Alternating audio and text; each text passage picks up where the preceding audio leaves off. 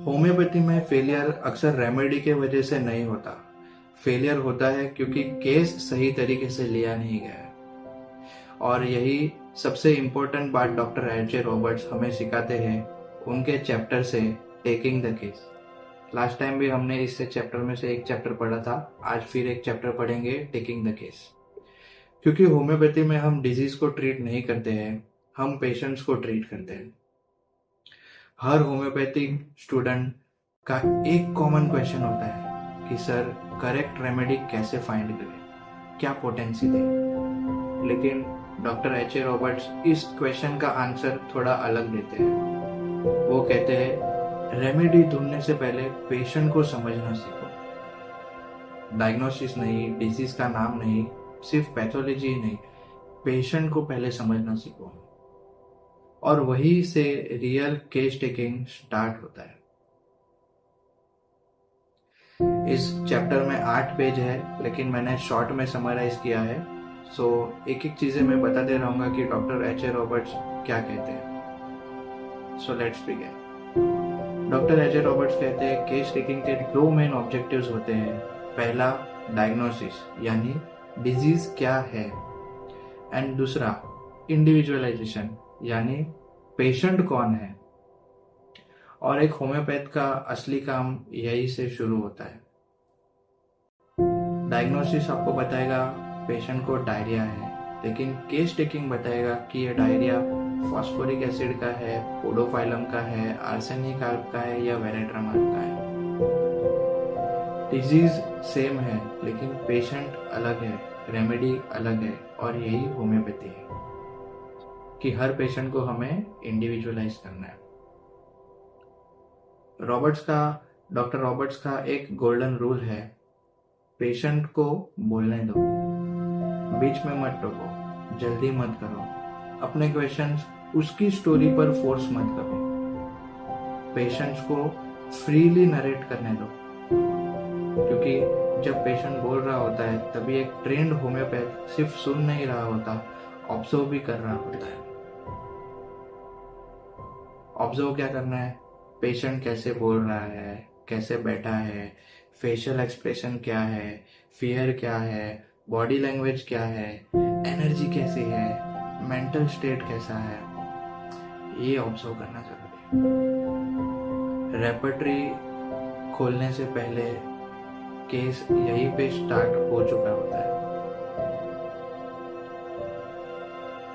Next, Roberts एक और important warning देते हैं कि नेवर आस्क लीडिंग क्वेश्चंस। ये हमको सेकेंड ईयर फर्स्ट ईयर से बताया जाता है कि नेवर आस्क लीडिंग क्वेश्चंस।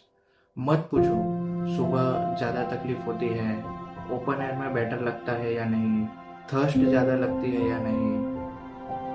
और ये सब क्यों नहीं पूछना है, क्योंकि जिस मोमेंट पे आप सिम्टम सजेस्ट कर देते हो उस मोमेंट पे आप पेशेंट का केस ऑब्जर्व नहीं कर रहे होते, आप खुद केस बनाना स्टार्ट कर देते हो। और याद रखो, मैन्युफैक्चर्ड केस कभी भी सिमिलिमम तक नहीं पहुंचाता, क्योंकि आपने केस ऑब्जर्व करने के बदले आपने केस सजेस्ट कर दिया है। So never ask leading questions. Next, Roberts कहते हैं हर सिम्टम कंप्लीट होना चाहिए। सिम्टम सिर्फ सिम्टम नहीं होता, हमें पता होना चाहिए कि वो सिम्टम कहाँ पे है, कैसा है, किससे बेटर है, किससे वर्स है, कब होता है, किस वजह से स्टार्ट हुआ, और चीफ कंप्लेंट के साथ और क्या क्या हो रहा है। So this is location, sensation, modality, concomitant, onset, gradual और सडन। और यही जगह है जहाँ रेमेडीज डिफरेंशिएट होती है। सिर्फ डायरिया ही नहीं, डायरिया कैसा है,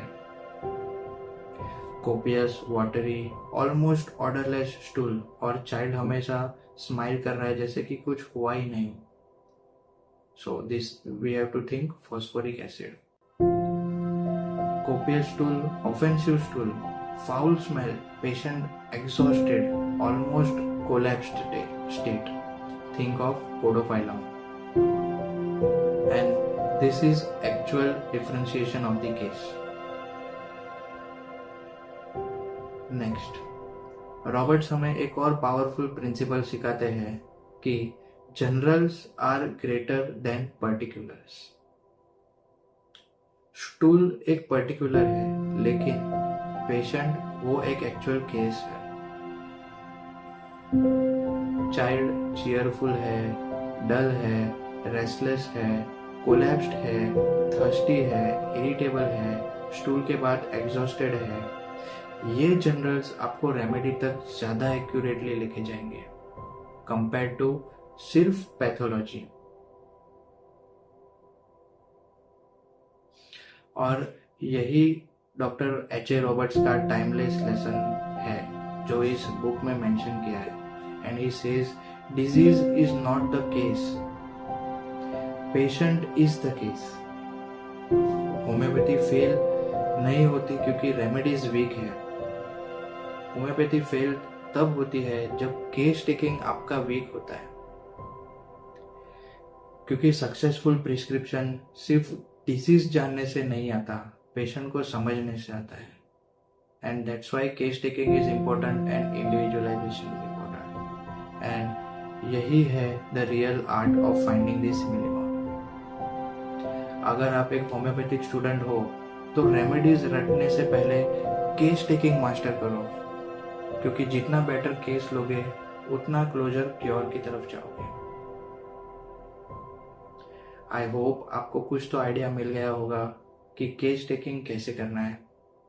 अगर ये वीडियो आपको हेल्पफुल लगा हो तो इस वीडियो को लाइक करें और ऐसे ही वीडियोस देखने के लिए चैनल को सब्सक्राइब जरूर करें। मैं फिर आऊँगा एक नई वीडियो के साथ, इसी चैनल पर हम फिर से मिलेंगे। तब तक के लिए बाय बाय, थैंक यू।